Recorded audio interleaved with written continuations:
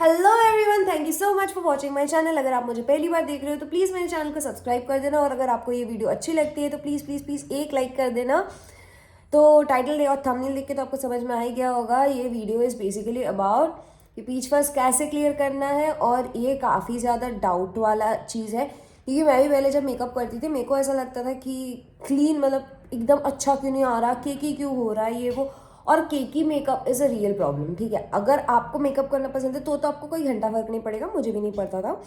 But लोग फिर बोलते हैं ना कि ऐसा है वैसा है, ऐसा दिख रहा है अलग से मेकअप करा हुआ। तो अगर आप चाहते हो कि बिल्कुल एक क्लीन क्लीन क्लीन कैनवस मिले आपके शक्ल पे मेकअप पोतने के लिए, तो बिल्कुल बिल्कुल this is the right place. I tell you what to do exactly to clean your peach first, because अगर वो होता है ना तो क्या रहता है कि मेकअप जो है अपना वो हेयर स्ट्रैंड्स में फंस जाता है, इसलिए ना एक स्मूथ क्लीन बेस नहीं बन पाता। तो इस वजह से फेशियल हेयर रिमूवल बहुत ज़रूरी है। अगर आपको नहीं करना तो आप नहीं कर सकते हो, ऐसा कुछ है नहीं कि आपको करना ही पड़ेगा। बट हाँ, अगर आप थोड़ा बहुत आपको मेकअप वेकअप में इंटरेस्ट है तो मैं सजेस्ट करूँगी कि कर लेना। ठीक है, तो अभी मैं आपको बताऊँगी कौन से मेथड्स है पॉसिबल और कैसे वो करना है। जब मैं वीडियो बनाने की कोशिश करती हूँ ये क्यों आ जाता है यार। तो सबसे ज़्यादा कॉमन वे जो मैक्सिमम लड़के आई थिंक करती है इज़ शेविंग, राइट। तो शेविंग देखो, शेविंग तो तुम कर लो, बढ़िया चीज़ है, मैं खुद करती हूँ, एक नंबर चीज़ है। ओए होए होए, एक तो डार्क वो जितना भी डार्क सर्कल बोल रही हूँ, डेड स्किन रहता है वो निकल जाता है। तो बढ़िया बिल्कुल ग्लो आ जाता है फेस पे। सेकेंडली कि ईजी है, चीप है, एक्सेसिबल है, एक रेज़र मिल गया निकाल लो। बट इसके कॉन्स भी मैं आपको बताने वाली हूँ। तो पहली बात तो देखो, अगर आपका बहुत ज़्यादा सेंसिटिव स्किन है तो दिक्कत आ सकती है। अगर रेडनेस हो सकता है, उसके अलावा कट्स लग सकते हैं जो कि देखो जलेंगे, ठीक है, बहुत गंदा जलेंगे फिर वो कट्स लग सकते हैं। तो you got to be really really like careful while doing that. और फिर अच्छा, तो शेविंग के मैं आपको टिप्स दे सकती हूँ कि अगर आप शेव करने वाले हो तो अच्छे से, बिल्कुल अच्छे से पहले फेस को क्लीन कर लेना। उसके बाद मतलब अच्छे से पानी में डुबोना, ताकि हेयर के जो स्ट्रैंड्स है ना वो थोड़े सॉफ्ट हो जाते हैं। उसके बाद अगर आप शेव करोगे तो देयर आर लेस चांसेस कि आपको है ना इनग्रोन हेयर्स या रेजर बम्स होंगे। पर हाँ, शेविंग का ये दिक्कत है कि आपको है ना इनग्रोन हेयर्स हाई चांसेस की हो सकते हैं। तो बाकी अगर if it suits you, if you can do that well, you can go for that. उसके अलावा आता है वैक्सिंग ना। मैंने ये करी है, ठीक है, and it's not like really bad, it's very comforting. अगर आप वैक्सिंग प्रॉपर नहीं करना चाह रहे हो तो वीट के जो स्ट्रिप्स आते हैं ना, तो आप उनको लगा के है ना यूज़ कर सकते हो। बट आई थिंक वैक्सिंग का एक एक बड़ा दिक्कत है, जो कि अभी तो चलो हम लोगों की एज के लिए it's okay, but when you actually like when you are in your 30s or something, shaving can cause shaving बोल रही हूँ, वैक्सिंग से ना आपका स्किन ढीला पड़ सकता है, ठीक है। तो I personally don't prefer waxing. Secondly it's like a bit झमेला वाला प्रोसीजर। एंड उसके अलावा it's good it the result stage for really long. Like waxing में तो आपका रिजल्ट अच्छा खासा दिन रहने वाला है, एकदम से नहीं आएंगे बाल इतना ईजीली। पर वही दिक्कत है कि it's not like easily accessible. Like अगर एकदम से आपको किसी को जाना हो, कहीं जाना हो, and you can just go and take it, you can have a razor and you can do that, right.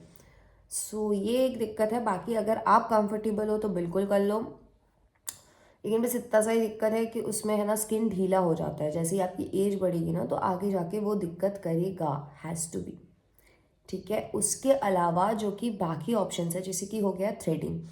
अब थ्रेडिंग, अगर आपका रियली रियली सेंसिटिव स्किन है तो आई वुड सजेस्ट कि मत जाओ थ्रेडिंग के लिए, बिकॉज मैं तो भैया मैं आईब्राउज कराती हूँ तो भी मेरे को बम्स आ जाते हैं। तो अगर आपका रियली सेंसिटिव स्किन है तो आप थ्रेडिंग पे जाओगे, आपको है ना पिंपल्स हो सकते हैं, क्योंकि वो बाल खींचते हैं ना, तो पिंपल्स हो सकते हैं, रेडनेस हो सकते हैं, कट्स लग सकते हैं। थ्रेडिंग से कट्स लगना इज़ वेरी नॉर्मल।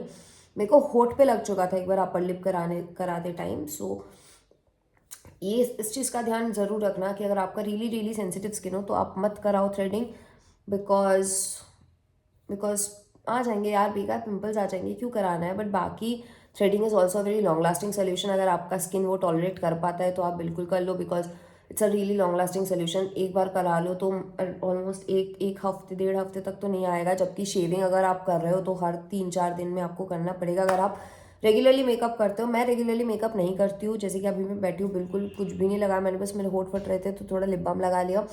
बट फिर भी अगर आपको लगता है कि आप उस चीज़ में कंफर्टेबल हो तो बिल्कुल करो, कोई दिक्कत नहीं। बट अगर आपका सेंसिटिव स्किन है तो मैं सजेस्ट करूँगी पर्सनली कि मत जाओ थ्रेडिंग के लिए। ये थ्रेडिंग बहुत है, बहुत दर्दनाक प्रोसीजर है, क्यों करना है।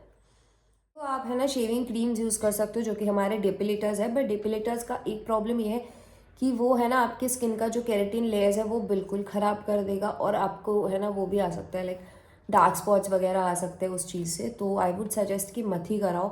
एंड उसके अलावा भी उससे इचिंग हो सकता है, बर्निंग सेंसेशंस हो सकते हैं, क्योंकि उसका बेसिकली ये है कि मतलब वो बाल को ना जड़ से जला के like it removes, so it's not good for your skin. Secondly, it enters your skin layers, so that's not okay. I mean, that's not absolutely okay.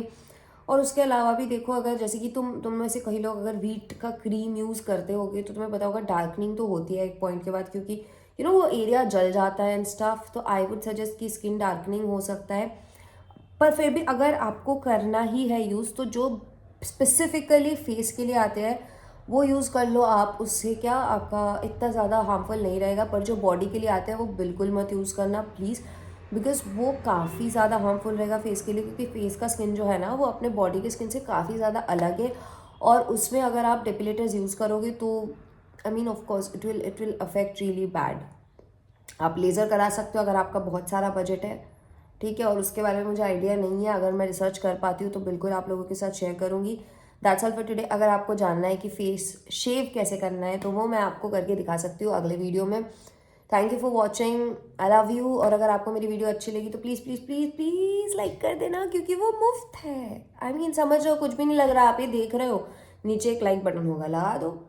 That's all for today, thank you for watching. और also मैं आप लोगों के साथ बहुत प्यारे under आई creams का review share करने वाली हूँ, तो स्टे ट्यून्ड।